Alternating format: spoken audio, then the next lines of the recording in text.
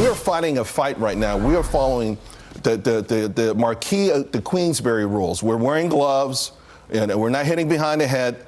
Our allies are bare knuckle, and our foes are wearing brass knuckles. Okay, so the bottom line is, if tariffs are so awful, why do these other nations we trade with have them against our products? Because it has resulted in us losing industry. And again, it gets back to tariffs being a tax on imported goods. We wouldn't have to import those goods if we didn't lose 7 million manufacturing jobs.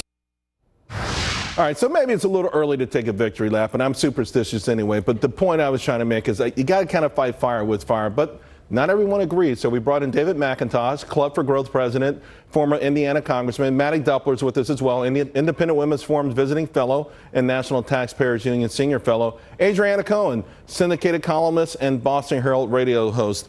All right, Maddie, I got to go with you. First of all, you got to admit you were a little bit excited when you heard that EU news, right?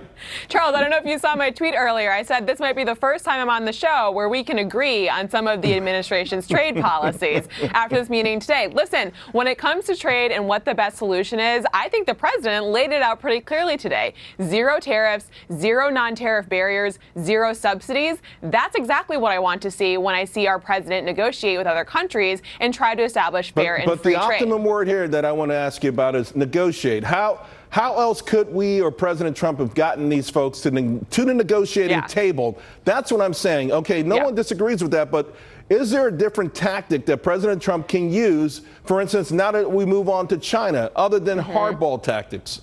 Oh, absolutely. I mean, look at the EU. The EU has given us plenty of opportunities to hit back when they take aim at American companies. Recently at the G20 summit this last weekend, EU officials were trying once again to pressure Treasury Secretary Mnuchin to agree to their new plan to tax tech companies here in the United States. For years, the EU has threatened American companies, saying that because they work in tech and they have digital services, they should be levied a new tax in the EU. The United States administration, under the Obama administration, was pretty clear that they thought that this was a bad tact. The Trump administration should be hitting back on these points as well. It's very obvious when the EU has gone after what are objectively American companies, and the Trump administration so far hasn't given as clear of an answer for why that's not going to be tolerated. Well, that Google fine was egregious, to be sure. Exactly. That's exactly right. David, listen, Club for Growth, I know you're old school, capitalists, and you believe in free trade, markets, pro-growth,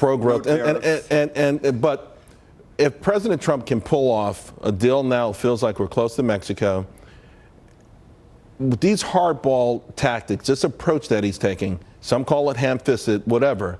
I think it's the only way we could get these folks to the bargaining table, and I think it's the only way we're going to get a deal with China. I think it depends on which country, which folks. One, I'm delighted with the zero tariffs, zero regulatory barriers, zero subsidies. Great goal, great announcement today.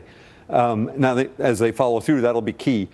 I think with Europe, they want to be allies with the U.S. A more traditional approach would have gotten them to the table as well. Mexico and Canada depend on the U.S. We don't have to turn them into enemies.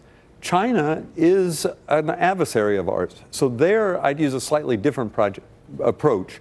They want to be accepted in the world. So instead of one-on-one beating up China, I would have corralled all of our other allies who also suffer under China's policy, and then really force them. You think they have the backbone for it? I mean, we're talking about some of the same allies that don't want to go against Iran on their nuclear deal, right? They don't want us to scuttle that. There's also the issue that these same allies don't want to even pay their fair share of NATO. So, I mean, is it smart to surround yourself if they don't have the same backbone that we have? Look, I think the key is France and Germany to Europe and lining them up. And Trump has a good friendship and alliance with the French president. Germany, he doesn't, but I think there the common sense, what's going to be good for our economy, will prevail. Right. So I think it can be done. Okay. Adriana, your thoughts? This was a huge win for free and fair trade, thanks to the Trump administration. I mean, we haven't seen progress like this in leveling these massive trade inequities. Was there any other way we could have brought these folks to the table this quickly? I don't believe so. I think you do have to play hardball. I mean, look, if we were going to take the approach of Paul Ryan, just basically standing back and hoping that it just works out on its own, I mean, why hasn't he solved the problem? If he's so against, establishment politicians are so against the threat of tariffs, they're so afraid of a potential trade war that they haven't been able to act on it and correct these massive inequities. And look, where are we? We needed a change agent, someone who wasn't afraid to punch back and take a different tact. And we're already seeing massive success in this arena. So I also like the fact that we're going to, improve the terms of the World Trade Organization, because China just has too great of an advantage, and that needs to be renegotiated. Well, it does. And listen, Maddie, I can see you want to jump back in. Unfortunately, we're out of time. Thank you all. Always out of time, Charles. Thank you. Thank you very much, all of you. Appreciate it. Coming up.